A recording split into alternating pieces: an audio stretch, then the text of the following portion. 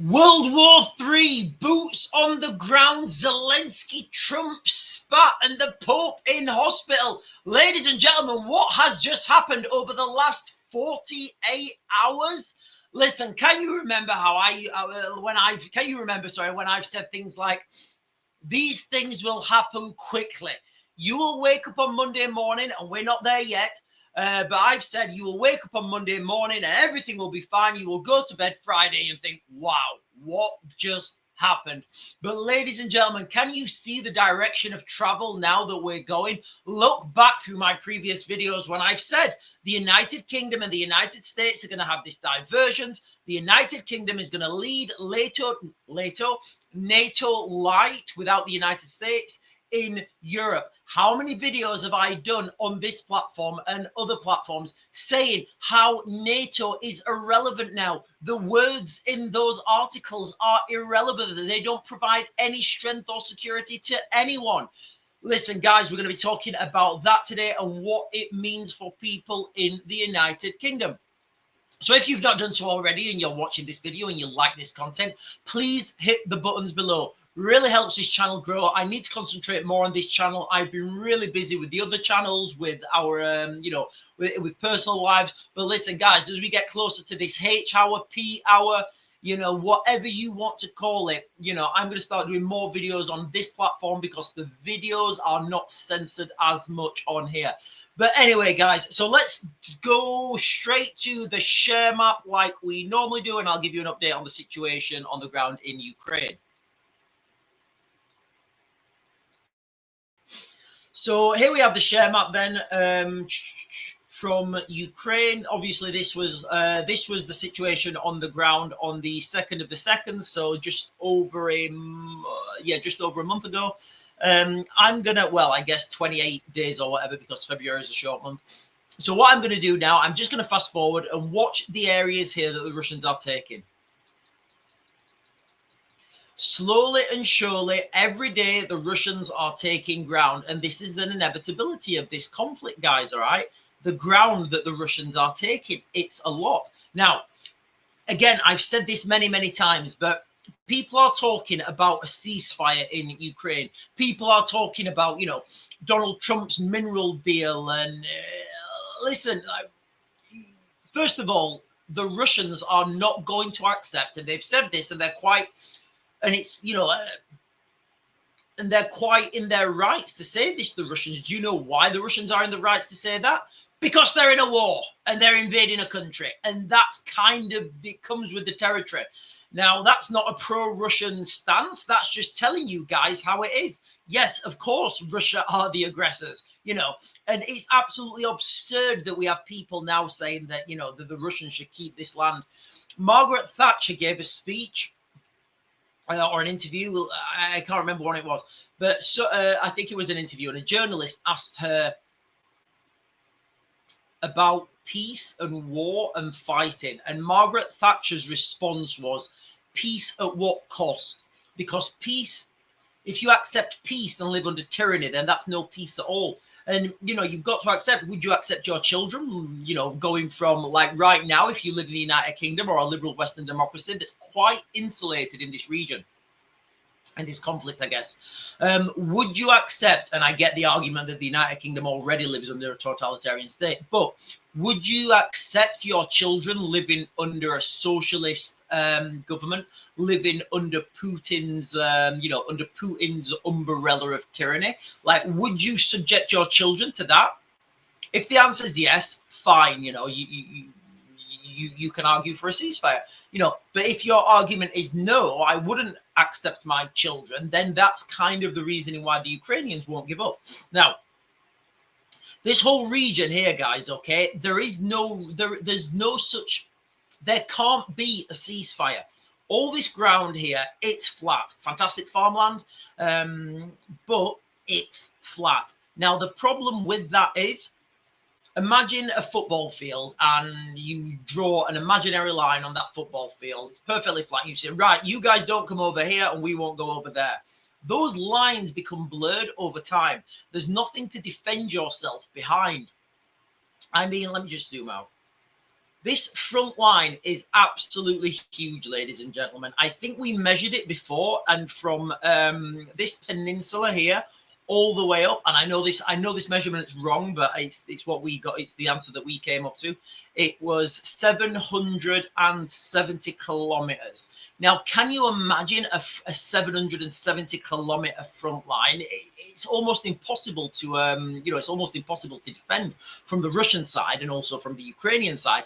So what I believe is Russia's main intent right now is to make it up to the River Dnipro. When troops are on the River Dnipro, this is a big river. Let's just I mean, I guess this is a small point here. Let's just see what this distance is. There. So there. Is that? No, I didn't. Hang on. There to there. So that is 721 meters. That is that's best part of a kilometer wide, and that's at a relatively short point. Yes, of course there'll be shorter points, but obviously there's bigger points. Now, if Vladimir Putin can get his troops up to the River Dnipro, that is some sort of protection both for the Ukrainians and for the Russians. And until that happens, ladies and gentlemen, I genuinely do not see any meaningful peace negotiations, ceasefire talks that can happen. It just can't happen, guys. Strategically, tactically, on both sides. There's arguments on both sides that, oh, you guys, and the Minsk II agreement, you guys, the Ukraine, the Russians will claim that the Minsk II agreement was just used for the Ukrainians to rearm and and retrain themselves. I guess this bit's a bit shorter here as well. On the Ukrainian side, they will say to the Russians, you broke the Minsk II peace agreement 25 times.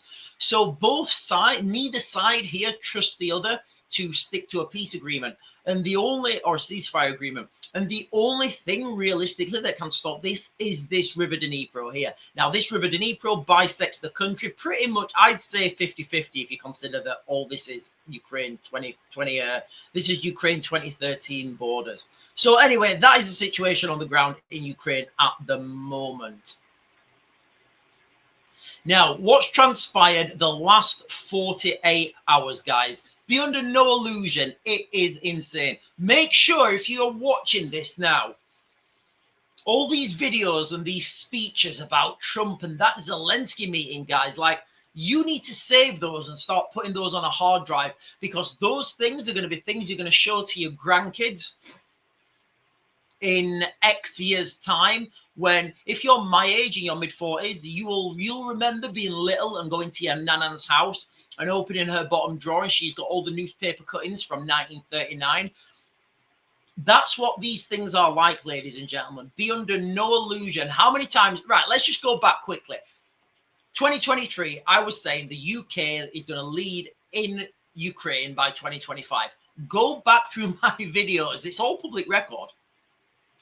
I've also said that, the United States is going to pull funding from this conflict. How many times have I done this impression? I gave the Ukrainians a real good deal. I gave Russia a great deal. It was a great deal for everyone. It was a great deal for the United States. We'd have got our money back.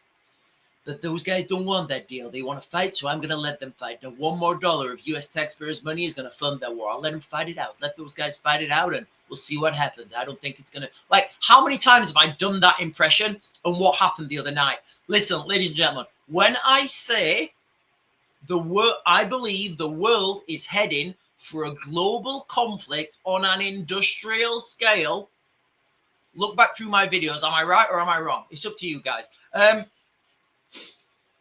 So this conflict in Ukraine, led by the United Kingdom, if anybody thinks now, if you can't see right now that the United Kingdom isn't taking the lead role in this conflict, then, you really need to pay more attention. Now, I've always said the United Kingdom will take the lead role because the United Kingdom has the best strike capacity.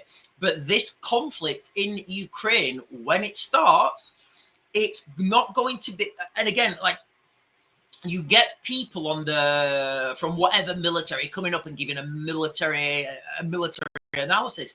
You can't do that in this conflict. The front line is too big. you need to understand the logistical supply chain. And although it's not as cool as having, like, you know, SAS and Spetsnaz facing off to each other with their best night vision goggles and their cool, you know, and the cool stuff that you guys get on Call of Duty and all that. That's not how this conflict is going to play out, ladies and gentlemen, okay? This is going to be a war of industry. Now, I understand how these things work. I understand upstream, downstream logistics. I understand the military-industrial complex. I understand manufacture, procurement. And right now, ladies and gentlemen, what I've been saying from day one is that the Europeans, led by the United Kingdom, as they are now, do not have the capacity to defeat the Russians as they are now. And I'm taking in everything into consideration. And again, a lecturer I work with actually got back to me the other day, and he said, Sean, your analogy of the two football teams is fantastic. I'm going to use that in my lectures from now on. So I thought, you know what? I'm going to use that more often. So my analogy of this conflict is this. Imagine your best football team, the best football team the world has ever seen. You know, all the best players throughout history, whoever they may be. They're all stood there on the pitch. They're ready. They're ready to have the game of football. You know, they've got the best kit and equipment. They've got the best football boots, the best shin pads. They've been given the best food, the best physical training. That is the best team this world could ever produce. That's the best team. The team that are going to come out and play them, so you've got your best 11, they're stood there, visualize it. The team that are going to play them are 1,000 people who've just been pulled off the streets. Some of them are not wearing trainers. Some of them have got shoes. Some of them have got boots. None of them are wearing shin pads. Just a ragtag, but they can all kick a ball. Of those two teams, which one's the best team? Which one's got the best players? Okay. Of those two teams, which one of those teams do you think is going to put the ball in the back of the net more? It's a no-brainer, ladies and gentlemen. This is purely a numbers game. And right now, the Europeans, led by the United Kingdom, we don't have the logistical capacity to fight this conflict in Ukraine. So, and I'm not seeing the draconian measures needed to make that a reality. I'm really not, ladies and gentlemen. I'm not seeing anything at all like that. All I'm seeing is talk, but, you know, I guess talk is better than nothing. Now, going back to this interview, what happened with Donald Trump and Zelensky the other day. First of all, listen, and this is not a criticism. It's a straight up question. Does JD Vance wear eyeliner? I don't know. Is he wearing eyeliner? I mean, listen, more power to him if he's wearing eyeliner. I genuinely don't know. Anyway, let's not go there. But this interview, people saying it was staged, people saying X, Y, and Z, people saying, and this is the kicker for me, people saying that Donald Trump wants peace. He's all about peace and making a deal. Okay, fair comment. What I'm going to do is I'm going to ask a question now. And it's going to be a question I'm going to ask in a couple of months. So I'm using my magic 8 ball. I'm using the cognitive skills and precognition skills. So the question I'm going to ask is this. When we see Donald Trump's response to in the Middle East that's going to come in the next couple of days, weeks, might be a couple of days, might be a couple of weeks, might be next month, but it's going to come. Donald Trump is going to have a particular response in the Middle East. Those people right now who are saying all Donald Trump wants is peace, I'm going to ask you that question again. What do you mean by Donald Trump wants peace? And it's going to be fantastic. I can't wait for the answers. I can't wait for the answers for these people who are like, who are saying, oh, all Donald Trump wants is peace. Everybody else. Right. Okay. Let's see what happens. Why? Well, look back through my previous videos when I've said the United States are going to invade Iran March 2026. There you go, ladies and gentlemen. I've put the cat among the pigeons. And I'm not doing this now, ladies and gentlemen. I've been saying this since November 2023. November 2023, I've been saying the UK will lead NATO by 2025. Again, NATO light, because I said that the United States are going to leave there. The United States are not going to be focusing on the crisis in Ukraine, war in Ukraine. The United States are going to focus on the Middle East, and there has to be this divergence. It has to happen, ladies and gentlemen. And the key element from this, the key element to look at is to make sure it's a fake divergence is the United States will still have access to use RAF Akateria on the southern tip of Cyprus. Anyway, ladies and gentlemen, I'm going to cut this video now. We're under 20 minutes. I want to keep this video relatively short. I will be doing another video later on today. Guys, I'm going to max the grid. I'll get you guys another video later.